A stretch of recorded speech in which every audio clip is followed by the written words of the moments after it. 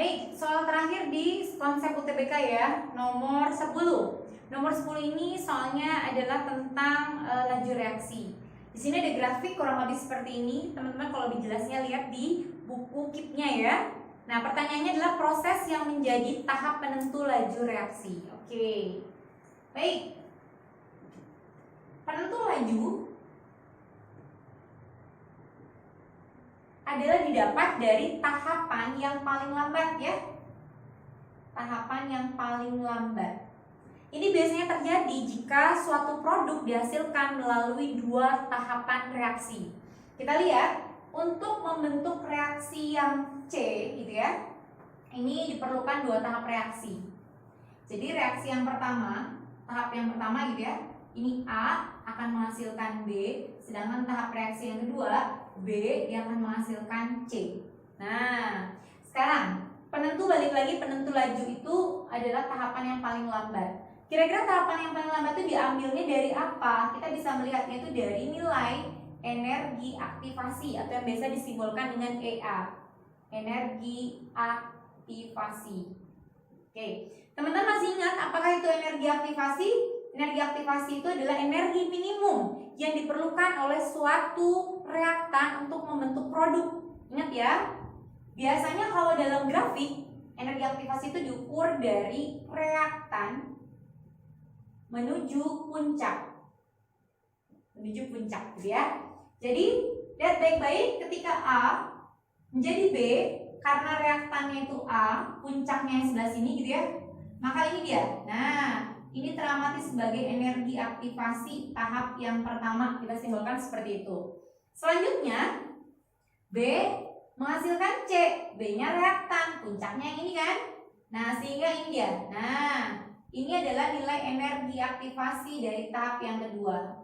Nah, teman-teman bisa membandingkan ya kurang lebih gambarnya. Kira-kira jarak energi aktivasi tahap 1 dengan tahap kedua lebih besar siapa? Ya, lebih besar tahap 1 tentunya ya.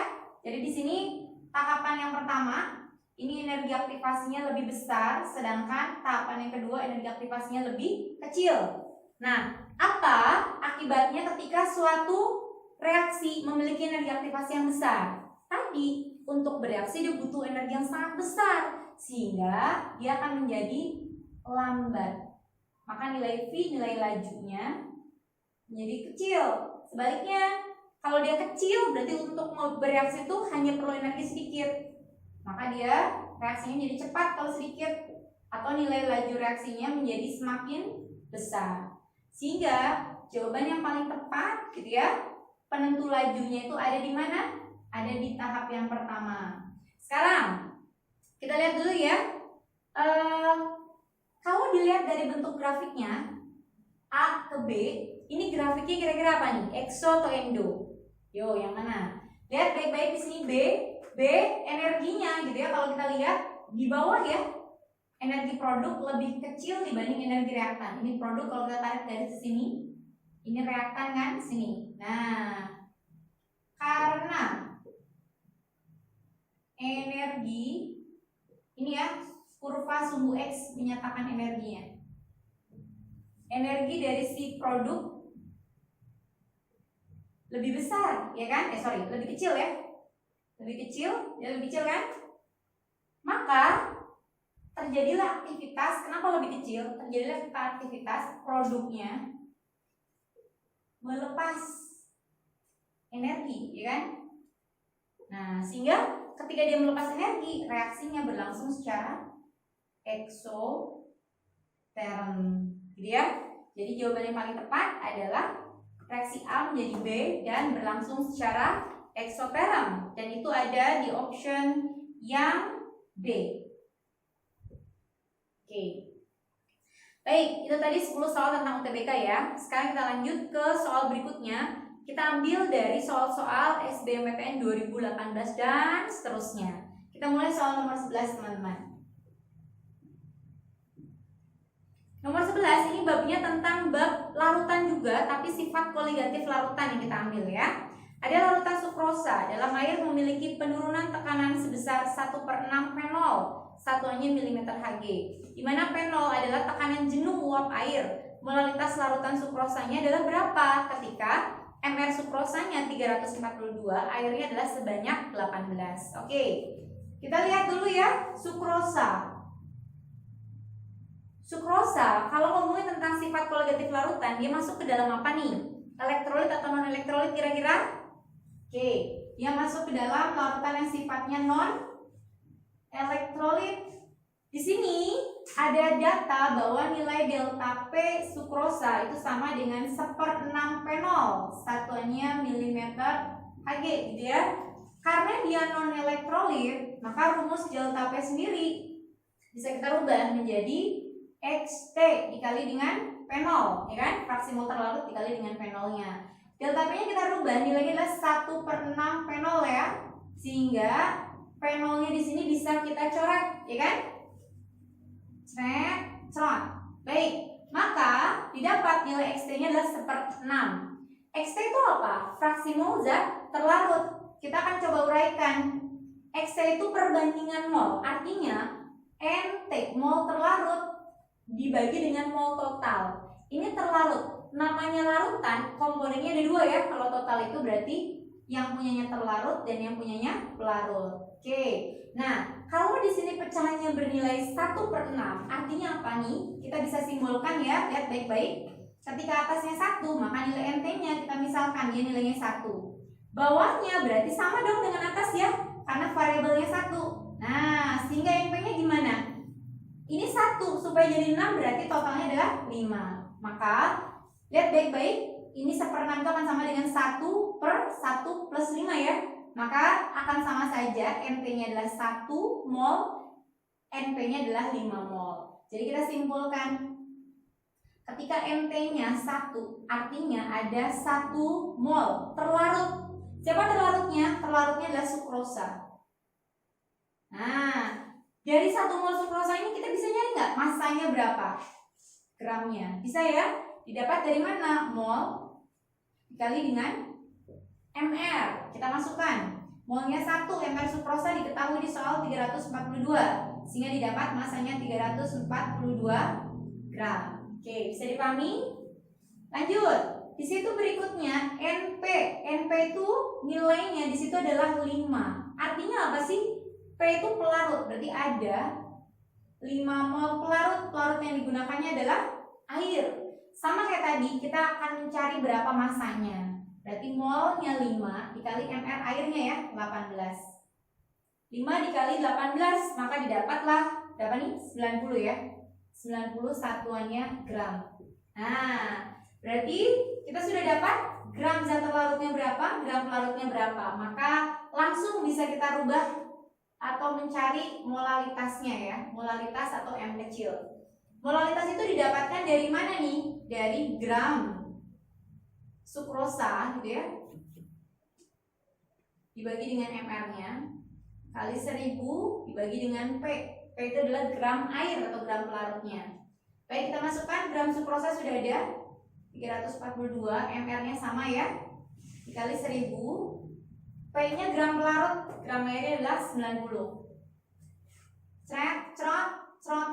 Oke, sehingga 100 bagi 9 ya. 100 bagi 9 itu hasilnya sama dengan 11,11 molal. Jadi jawabannya ada di option yang D. Oke, lanjut ke soal berikutnya nomor 12 ya. Nomor 12 ini babnya tentang stoikiometri.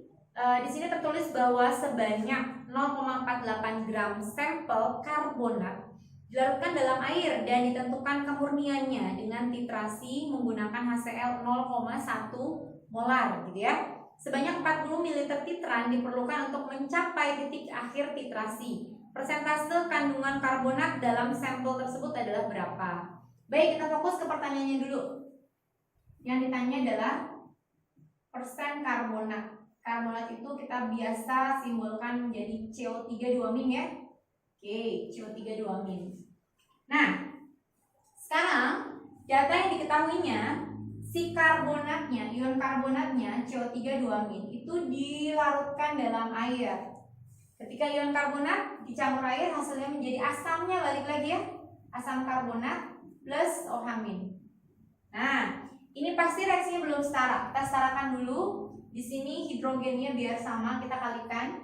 Nah, sehingga hidrogennya ada 4, di sini baru 2, kita kalikan jadi 2. Maka jumlah hidrogennya sama-sama 4, oksigennya sama-sama ada 5, C-nya sama-sama ada 1. Baik, nah di sini ternyata karbonat awalnya diketahui masanya sebanyak 0,48 gram. Kemudian ion OH-nya gitu ya, karbonat tadi dititrasi dengan menggunakan HCl, ya kan? HCl hasilnya. HCl itu kan sifatnya asam, pasti dia akan mentitrasi ion yang sifatnya basa ya, makanya nggak mungkin asam karbonat dititrasi dengan HCl, pasti OH-nya dititrasi. Ini akan mengalami titrasi. HCl-nya di situ diketahui 0,1 molar, volumenya adalah 40 ml, gitu ya. Nah, pertanyaannya tadi, persen karbonatnya berapa? Baik, kalau kita mau nyari persen karbonat, maka karena data awalnya adalah massa, yang kita masukkan perbandingan massa, yaitu gram CO3 2-, yang kecil dibagi dengan gram CO3 2- yang lebih besar, gitu ya. Oke. Karena persen, maka jangan lupa dikali dengan 100%. Nah, kita baru punya 1 nih, ya kan? Berarti kita harus nyari 1 lagi. Nyari 1 lagi dari mana? Dari konsep titrasi. Yuk, gimana nih caranya? Pertama-tama, ingat, titrasi itu artinya apa sih? Artinya mol asam dikali dengan valensinya itu sama dengan mol basa dikali dengan valensinya ya. Oke, ini dia rumusnya. Sehingga kita bisa artikan ketika HCl didapatkan 0,1 molar dengan 40 ml, ini kita akan rubah. Berapa konsentrasinya? Kalikan ya. 0,1 dikali 40 dapatlah 4 satuannya milimol. Berarti konsentrasi HCl ya akan sama dengan konsentrasi OH-nya. Jadi kalau di sini 4 milimol, maka di sini juga akan sama 4 milimol konsentrasinya. Nah, karena sama-sama ya valensinya OH-nya 1, HCl-nya 1, berarti kalau sudah didapat konsentrasi OH-, kira-kira bisa nggak nyari massa karbonat yang kita hitung? Bisa. Jadi di sini kita akan cari berapa mol dulu ya. Mol CO3 2- yang kita hitung. Oke, untuk membandingkan di rumus ini. Yuk pakai perbandingan koefisien. Koefisien yang ditanya 1 per koefisien OH-nya 2 dikali dengan, lihat, milimolnya adalah 4 ya. 4 milimol. Maka akan didapat 2 satuannya milimol. Nah, sekarang kita akan rubah berikutnya nyari gramnya. Gram CO3 2- yang kita hitung. Rumusnya adalah mol dikali mR. Ini rubah dulu ya. Milimol itu akan sama dengan 2 kali 10 pangkat min 3 mol. Berarti di sini mol dikali dengan mR ya. Molnya 2 kali 10 pangkat min 3. mR-nya CO3 2-. Lihat di situ belum ada ya. Teman-teman bisa cek sendiri, air karbon itu kan mudah ya. Sering juga keluar 12, oksigen itu 16. Jadi mR-nya 16 kali 3 48 tambah 12 ya. Jadi 60. Oke, 60 kali 2 120 dibagi 1000. Berarti 0,12 satuannya gram. Nah, kurang lebih yang dibandingkan itu adalah 0,12 gram dengan 0,48 gram. Kita masukkan rumus ini ya. Siapa kira-kira yang paling kecil? Yang paling kecilnya adalah 0,12 ya. 0,12 dibagi 0,48 ya, dikali dengan 100%. Ini akan sama dengan 1/4 ya. 1/4 kali 100% sehingga akan didapat 25%. Oke, jawabannya ada di option yang B. Oke, kita lanjut ya. Sekarang masuk ke soal nomor 13. Nomor 13 itu sama stoikiometri juga. Ada kobalt klorida adalah garam anorganik yang berwarna biru, sedangkan hidratnya hidratnya CoCl2X2O berwarna merah atau mentega. Sebanyak 1,19 gram CoCl2X2O atau garam hidrat dilarutkan dalam air sampai volumenya 50 ml. Kemudian ke dalam 25 ml larutan ini dimasukkan larutan AgNO3 berlebih sehingga terbentuk endapan AgCl sebanyak 0,7175 gram. Pertanyaannya berapa nilai X-nya? Jadi di sini kita akan mencari berapa nilai X-nya ya. Oke. Teman-teman, ketika ada air yang terjebak dalam garam, kita sebut sebagai garam hidrat. Nah, air ini bisa hilang dengan proses pemanasan ya. Ini simbol dari pemanasan. Maka airnya akan menguap, berubah menjadi gas gitu ya, menguap.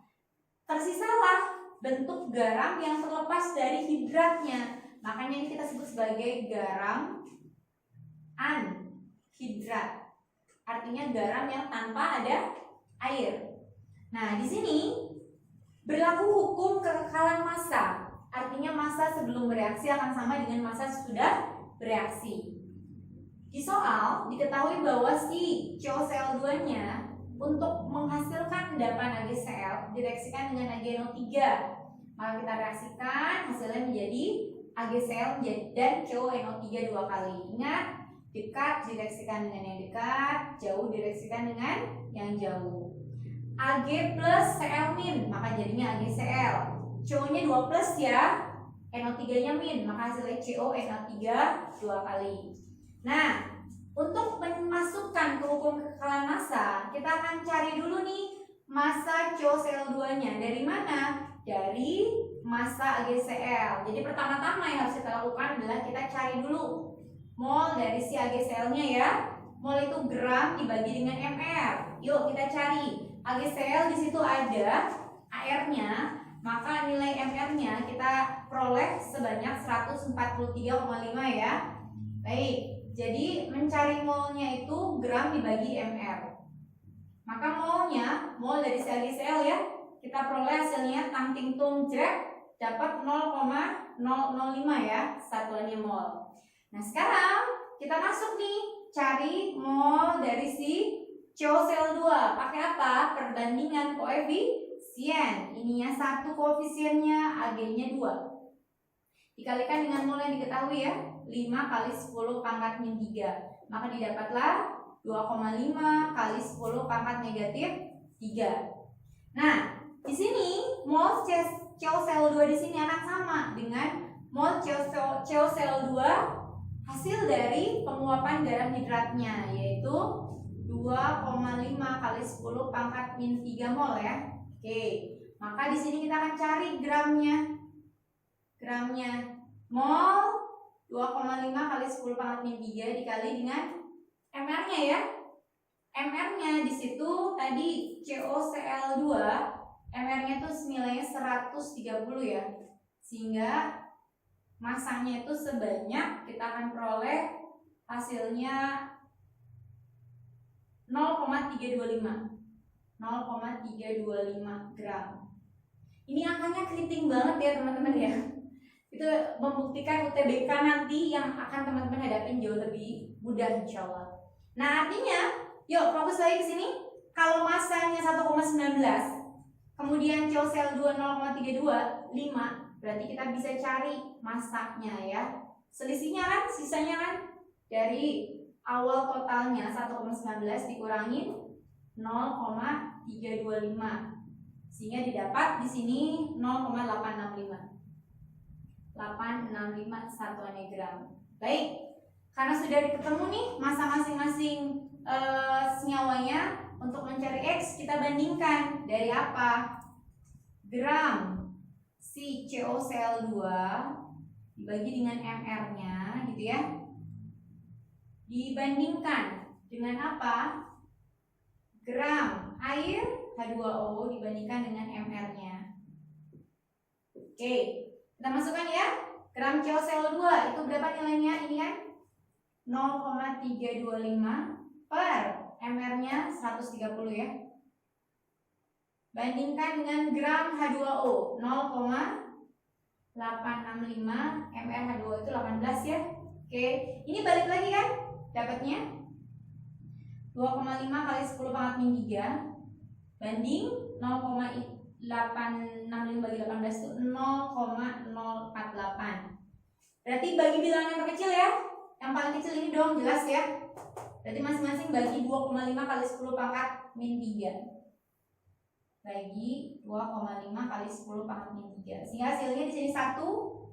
0,048 bagi 0,0025 itu hasilnya adalah 19. Nah, dari perbandingan ini kita simpulkan 1 banding 19 itu artinya 1 menunjukkan jumlah si garamnya CuCl2. 19 itu adalah jumlah hidratnya, 19 dari si H2O. Berarti kesimpulannya nilai X-nya akan kita peroleh sama dengan 19. Jawabannya ada di option yang manakah itu? E. Oke. Lanjut nomor 14 ya. Pertama, laju reaksi P ditambah 2Q hasilnya menjadi R adalah V sama dengan P kuadrat dikali Q. Jadi di sini ada reaksi P ditambah 2Q hasilnya menjadi R. Nilai persamaan lajunya itu adalah P kuadrat dikali dengan Q. Jika konsentrasi awal P dan Q masing-masing sebanyak 1 molar, maka pada saat konsentrasi P tinggal 3/4 molar, laju reaksinya adalah berapa? Oke. Karena yang ditanya laju saat P-nya tinggal sisa 3/4, kita bikin dulu nih mula-mula reaksi sisa. Ini soal konsep lama ya teman-teman, tahun 2017 kalau nggak salah, laju reaksi yang dikombinasikan dengan kesetimbangan ya. Jadi awal mulanya masing-masing tuh nilainya 1 molar diketahuinya. Kemudian di situ P-nya sisa, tinggal itu kan sisa ya, 3/4 molar. Nah, berapa kira-kira laju reaksinya? Berarti laju reaksi itu yang kita ambil pada saat kondisi sisanya gitu ya. Oke, awalnya 1, sisa 3/4. Berarti selisihnya ya, yang bereaksi itu didapat dari 1 dikurang 3/4. Hasilnya adalah 1/4. Sekarang lihat baik-baik, koefisien Q-nya 2 kan? Baik, berarti di sini perbandingan koefisien 2 per koefisien P-nya berapa? 1 dikali dengan konsentrasi pada saat bereaksinya 1/4. Maka akan didapat setengah ya. Setengah. Oke. Maka ini 1 dikurangin setengah ya. Ini kesini nih penulisannya doang. Maka hasilnya adalah 1 dikurangin setengah itu setengah. Nah, R-nya nggak usah dicari. Kenapa? Karena yang masuk rumus kan cuma P sama Q doang ya. Oke, berarti nilai V-nya kita masukkan P. Ini kan 3/4 kuadrat pangkat 2 ya. Kali Q. Q-nya adalah 1/2. Pangkat 1. Rumusnya sudah ada. Maka nilai V-nya adalah 3 kuadrat 9/16 dikali setengah. Maka didapatlah 9/32. Jadi ya, 9/32 K. Jawabannya adalah yang E. Yang maksudnya 9/32 kali gitu ya. Oke. Berikutnya masuk ke soal nomor 15. Bentuk zat sangat dipengaruhi oleh kekuatan ikat antar molekul. Meningkatnya gaya ikat antar molekul dalam cairan akan menyebabkan nilai tekanan uapnya meningkat. Kira-kira betul atau tidak? Oke. Jadi di sini, ketika bentuk zat sangat dipengaruhi oleh kekuatan ikat antar molekul, betul. Jadi ketika kekuatan ikatannya sangat besar, gitu ya, biasanya dia semakin padat, ya kan? Bentuknya itu makin padat, makin padat atau rapat, gitu kan ya? Oke. Nah, sekarang kekuatan ikatannya besar, berarti artinya sulit untuk diputuskan ikatannya, dipisahin susah ya. Oke. Nah, biasanya pemutusan ikatan itu konsepnya adalah dengan cara menaikkan suhu, menaikkan temperatur, ya kan? Pada saat dia sulit untuk diputuskan, artinya apa? Artinya dia akan menjadi sulit mendidih. Karena tadi ya, biasanya caranya adalah dengan menaikkan suhunya. Kalau sulit mendidih artinya sama dengan sulit menguap kan? Oke, karena biasanya kalau sudah mendidih terbentuklah proses penguapan, perubahan cair menjadi gas. Pada saat sulit menguap artinya apa? Artinya nilai dari tekanan uapnya menjadi rendah. Sehingga yang pertama salah.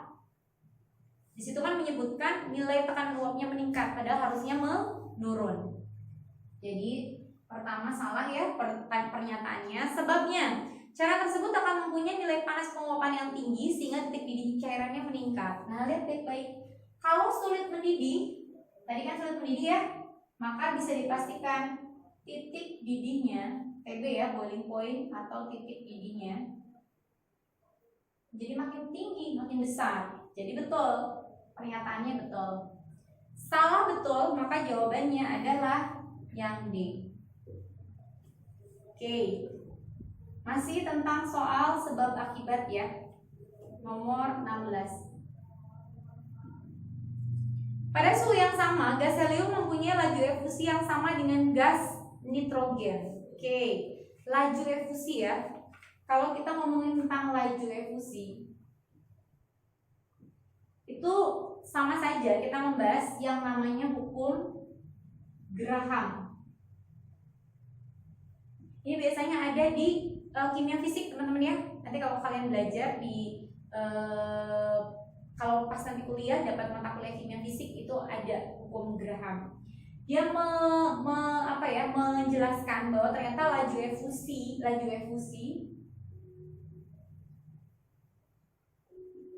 itu sama dengan laju difusi ya, laju perpindahan gasnya berbanding lurus dengan akar berat molekulnya. Laju difusi suatu gas berbanding lurus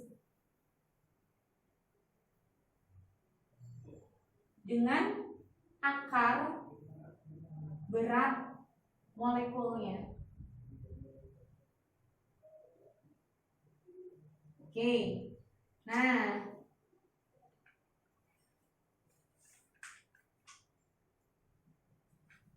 maaf ya, berbanding terbalik, bukan berbanding lurus, berbanding terbalik. Jadi kalau kita simbolkan laju difusi, misalkan di sini ada yang dibandingkan di situ adalah si gas helium ya, gas helium itu berbanding terbalik, berarti sama dengan seperakar dari mR heliumnya. Nah, begitu juga sama ya. Laju di sini nitrogen ya, 1/akar mR nitrogennya. Nah, sekarang kita lihat di sini pernyataan pertama, dia mengatakan bahwa lajunya di situ sama pada suhu yang sama. Suhunya sama, gitu ya. Kita cek dulu nih. mR helium itu nilainya berapa? mR helium itu nilainya 4 ya. Sedangkan mR nitrogen itu AR-nya 14 kan, karena ada 2 jadi 28 kan.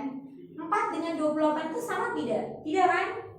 4 tidak sama dengan 28 ya. Berarti pernyataan yang pertama jelas salah.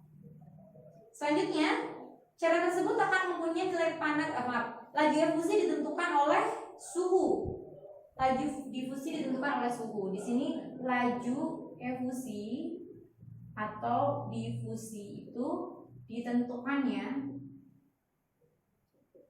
bukan oleh suhu, tapi oleh berat molekulnya atau mR, gitu ya. Nah, berarti pernyataan yang kedua juga salah. Salah-salah, maka jawaban yang tepat yaitu yang E.